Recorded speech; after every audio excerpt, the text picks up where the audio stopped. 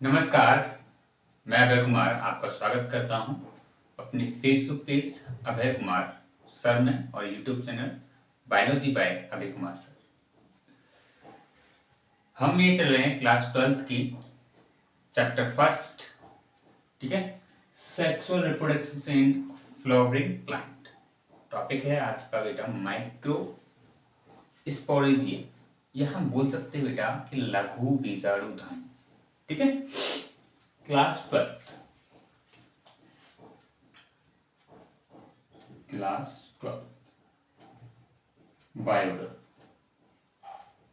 Bio, ठीक है। आज इस वीडियो के माध्यम से हम लघु बीजाणुधानी के बारे में जानेंगे। इसमें मैं बात कर रहा हूं, टॉपिक स्टार्ट करते हैं। मैं बात कर रहा हूं बेटा कि परागकोश, ठीक है। ये जो पार्ट है ये किसका है? परागकोश का, परागकोश। और परागकोश में अगर मैं बात कर रहा हूं परागकोश, ठीक है, परागकोश नहीं परागकोश, ठीक है, परागकोश। अगर मैं इसकी बात कर रहा हूं तो इसमें बेटा अनुप्रस्थ सेक्शन में, ठीक है, या हम खड़ा देखें तो हमें ऐसा महसूस होगा कि इसमें दो पालियां, क्या है बेटा? दो पालियां, फर्स्ट एंड सेकंड, ठीक है, पालियां दिखाई देती हैं। और प्रत्येक में दो, क्या? प्रत्येक में दो क्या होते हैं? माइक्रोस्पोंजिया, या हम बोल सकते हैं बेटा माइक्रोस्पोरेजियम होते हैं। क्या होते हैं? प्रत्येक में, यहां मैं लिख देता हूं, ठीक है, लिख के ही मैं आपको सारा कुछ बता देता हूं, फिर आगे टॉपिक समझाने वाला होगा समझाते जाएंगे, समझने का पूरा प्रयास कीजिए, ठीक है। अब आ जाओ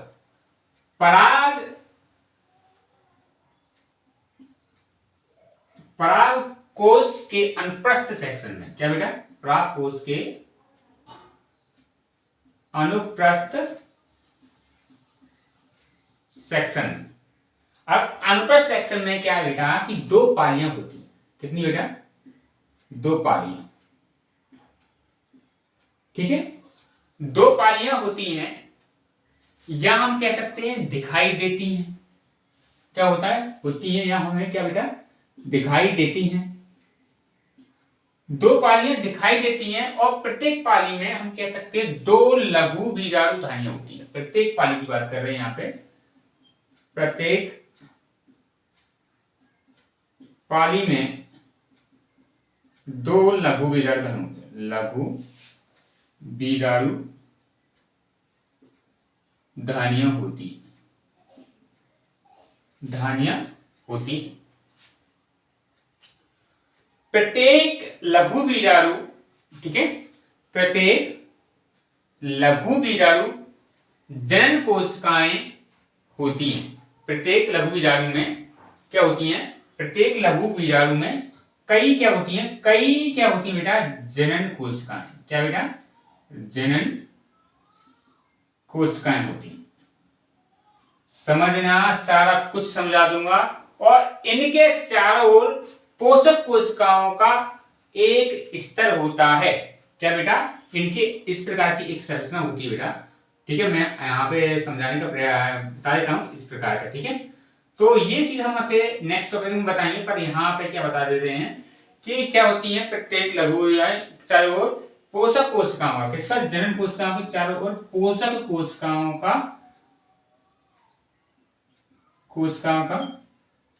संरचना होती है, संरचना होती है, ठीक है, या हम कह सकते हैं स्तर होता है। जिसे जो स्तर होता है उसे क्या कहते हैं बेटा? यस, स्तर होता है, उसे हम बोलते हैं बेटा, क्या बोलते हैं? उसे हम बोलते हैं टैपिटम। क्या बोलते हैं? टैपिटम। टैपिटम का ये बहुत ही इंपॉर्टेंट भाग है, ठीक है, इसको हम बेसिक से पढ़ेंगे, बहुत ही अच्छा टॉपिक है, ठीक है। इसे हम क्या कहते हैं? टैपिटम कहते हैं। क्या कहते हैं बेटा? टैपिटम कहते हैं। टैपिटम के बाद बाहर की ओर बीजाणु धानी की दीवार होती है। टैपिटम के बाहर क्या होता है? बीजाणु धानी की दीवार होती है। यहाँ पे बीजाणु धानी की क्या होती है बेटा? बीजाणु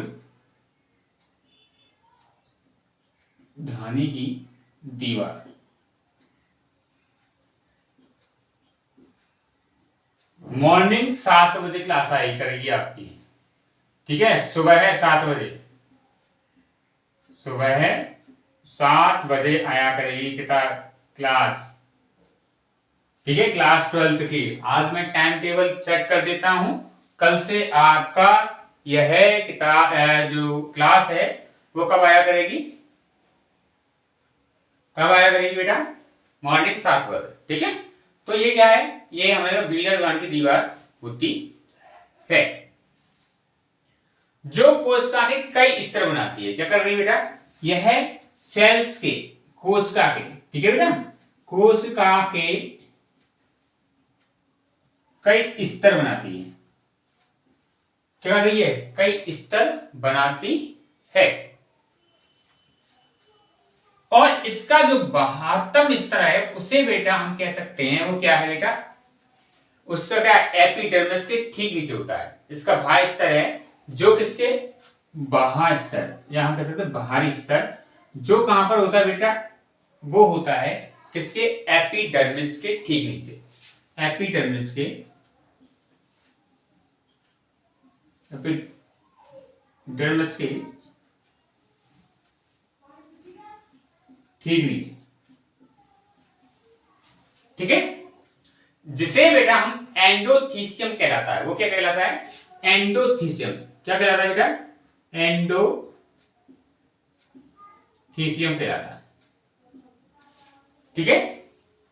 इसकी कोशिकाओं पर पट्टियों के समान तंतुवत उभार होते हैं। प्रत्येक लघु बीजाणु जनन कोशिका अर्धसूत्री विभाजन द्वारा लघु बीजाणुओं का क्या कर रही है?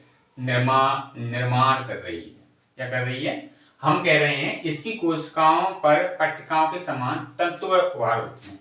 क्या होते हैं बेटा? तंतुवत उभार, तंतुवत उभार, ठीक है? उभार होते हैं। और क्या होता है बेटा? तंतुवत उभार होते हैं। और क्या होता है? प्रत्येक लघु बीजाणु जनन कोशिका, लघु बीजाणु जनन कोशिका, क्या? लघु बीजाणु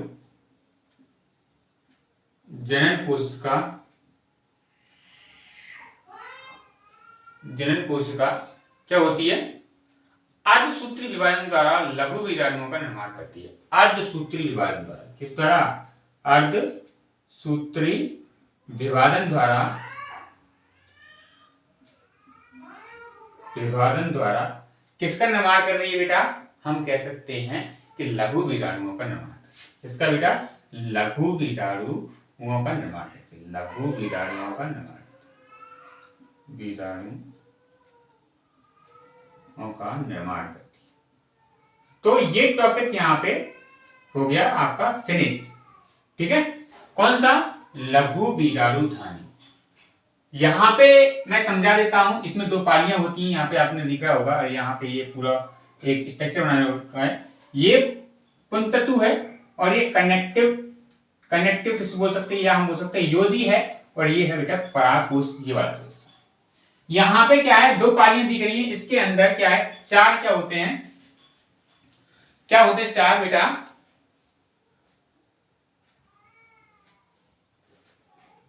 4 लघु बीजाणु धानियां होती हैं। उनसे क्या है? पॉलन ग्रेन्स गिरते रहते हैं। माइक्रोस्पोर मदर सेल्स, या हम बोल सकते हैं पॉलन सेक और माइक्रोस्पोंजिया, ठीक है? लघु बीजाणु धानी या परागकोश में क्या दिखाई देते हैं, ठीक है? प्रत्येक लघु बीजाणु में क्या है? लघु बीजाणु जनन कोशिकाएं होती हैं, ये ध्यान रखना। तो यहां पर मैंने आपको एक टॉपिक समझाने का प्रयास किया, और मैं आशा करता हूं कि ये टॉपिक आपको समझ में आ रहा हो। इसी के बाद एक टॉपिक है, वो है लघु बीजाणु धानी या परागकोश का परिवर्तन। ये टॉपिक हम नेक्स्ट वीडियो में पढ़ेंगे। सभी टॉपिक अच्छी तरीके से आपको, मैं कहने का मेरा तात्पर्य है, समझ में आ रहे होंगे, ठीक है? ये मॉर्निंग क्लास आया करेगी, और क्लास 11th की है वो क्या है? इवनिंग क्लास आया। तो वीडियो देखने के लिए बेटा आपका बहुत बहुत धन्यवाद। आप बहुत सपोर्ट किया, धन्यवाद सभी का।